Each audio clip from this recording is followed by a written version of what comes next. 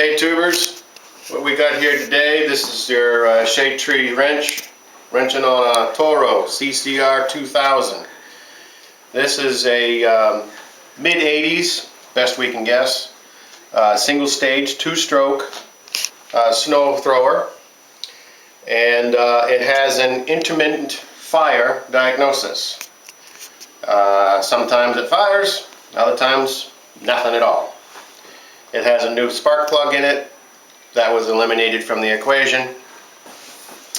To expedite this how-to, we removed a lot of the bolts and screws from this machine already. As you can see, the auger is missing already. The cover is already loose. And dash was already removed. And whoop, the kill switch plug fell right off already. It goes right here. It fell off, so we'll move that out of the way. The bolts for the fan cover. Gas tank is a part of that system. The gas tank's been removed. Bolts for the cover have been removed, so this whole assembly now comes off in one piece, and I didn't have to mess with the pull cord.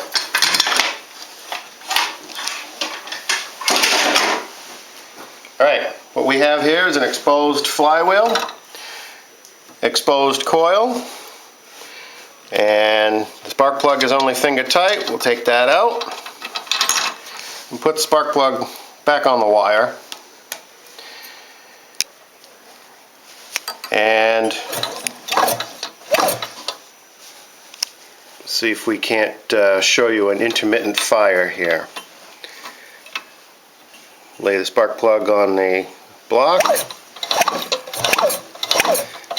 and looks like we're not even showing any spark now, are we?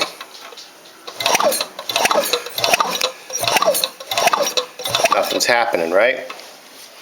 Alright, so we went to a local dealership who sells Toros and asked for a replacement coil, and found out that that was a very expensive proposition for a machine that is this old. You know, it was the guy wanted better than $150 for the coil setup. So we took a pause there, drew back 5 yards, and we're thinking of punting. We went online, did some investigating, did some homework, if you will, basically Googled it, and a lot of guys are saying that the coil is not to blame, that these engines, 84 and on, had a capacitor that was augmenting the coil spark, and that the capacitor gives up, it fails, it breaks. So I asked my local dealer the next day, do you have one of those? Nope. No, that can't be it. That's, you know, it's a solid state part. They don't fail. Well, we all know the truth on that. So we found online, guys were referring to the Nova 2 capacitor. We found it, ordered it. It was really cheap, 10 to 12 bucks. And it came in an innocuous looking box with that part number on it. And it came with 3 separate wires. Came in a little plastic baggie. And came with instructions. How cool is that? There you go.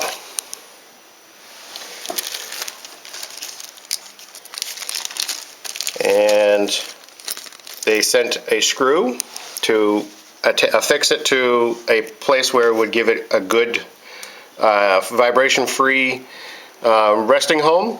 A place that's out of harm's way, if would be optimum. So that screw goes with it. And they sent a pigtail with it.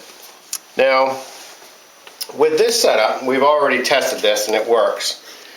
We found that no splicing was necessary because the capacitor on this rig has a male-female pin.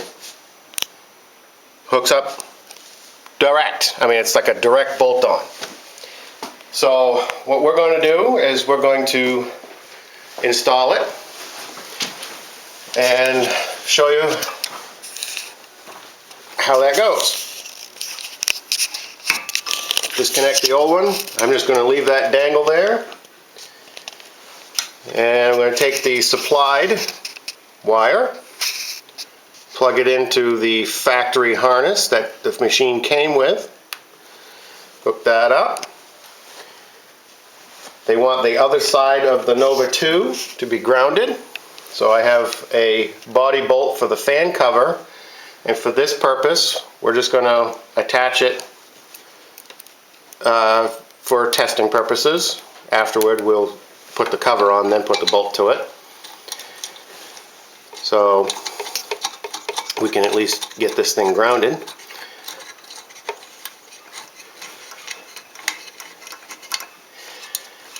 Need my wrench. 10mm socket.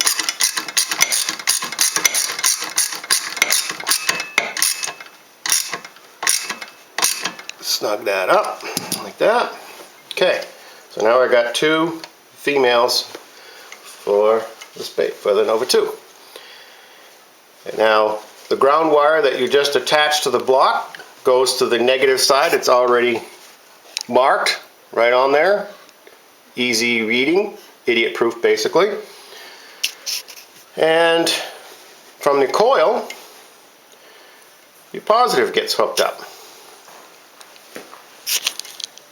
And that's it. I mean, it's that simple. This is the key kill.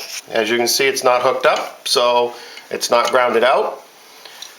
And let's see if we get spark.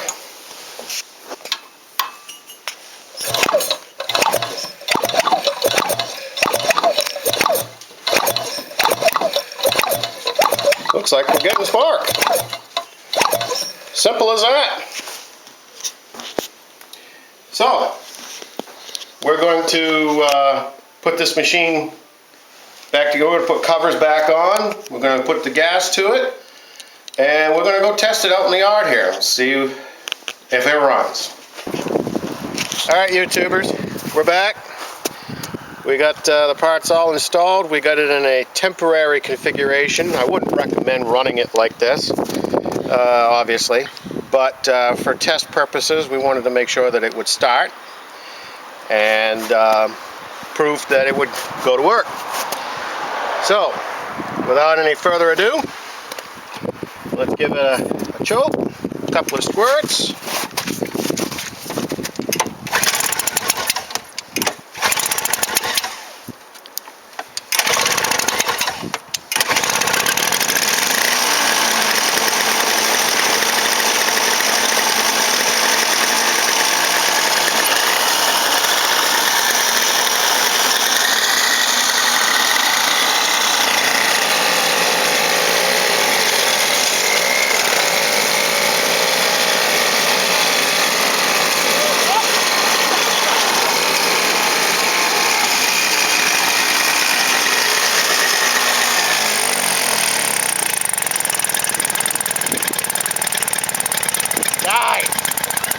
No, it won't die. Yeah, here we go. Alright, so lesson learned here. Don't need to replace the whole coil pack and all that. You just need to replace the $12 item. We're going to put this all back together again. We're going to put it back in service. And this is end of the project. I want to give thanks to my cameraman. This is Shade Tree Wrench signing off. Remember, keep it rubber side down.